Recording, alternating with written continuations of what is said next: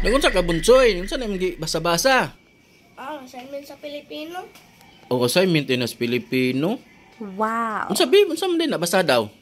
Ang mabuting pinuno ay naglingkod ng kusa at hindi naghihintay ng anumang kapalit. Aw. Sayon ra kaayo na Para nimo sayon ra kaayo na, di ba maayba kay sa Pilipino baya? Gawa sa math maysad kay kag Pilipino.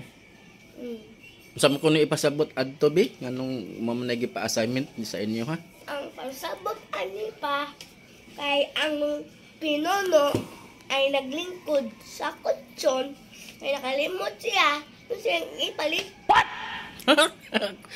Pawira gud anak gud. Sige sure ka nga mo gito ipasabot niya? Oh. Sa imong gibasa nga kuan assignment? Naglingkod sa kutso. Ang kursa kutsyon. Alo, pawira gud ani ang bunsuya. Ang pinuno kay naglingkod sa kutson nga nakalimot unsay paliton. Mao di na nga nakalimot kay kuan di nag-ingkod di sa kutson. Sure jud ka nga mao gyud toy pasabot. Wow. Di ba hapit baya ka na-honor sa inyong eskwelahan? Oo, kaya kung katupad man kay honor. Hapit ko na honor. Ayo, no?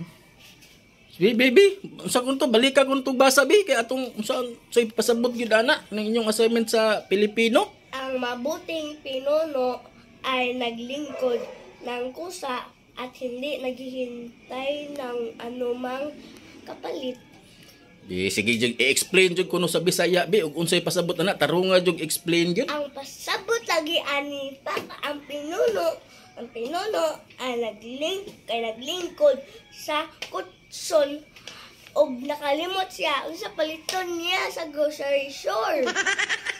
Agoy, sure jud ka nga mao jud na. Oo. Parwira jud ay nimo og kuan kanang pagsabot anang inyong assignment. Kisa manggali mga classmate nimo pud ana nga parehas pud mo og kuan explanation sa inyong assignment. Daghan mo. Ambot. Unsa man nga assignment grupo mo ana? Dili ikaw ra jud usa ana, usa ra jud mo. So pabira gud nimo ana no. Nya hapit pa jud ka naka-honor sa inyong room. Nga nganong hapit ganito? Kay nga akong katupad kay honor dahil hapit po ko na honor kay tuod ako katupad man kay honor. Sige, good luck sa inyong pag-eskwela.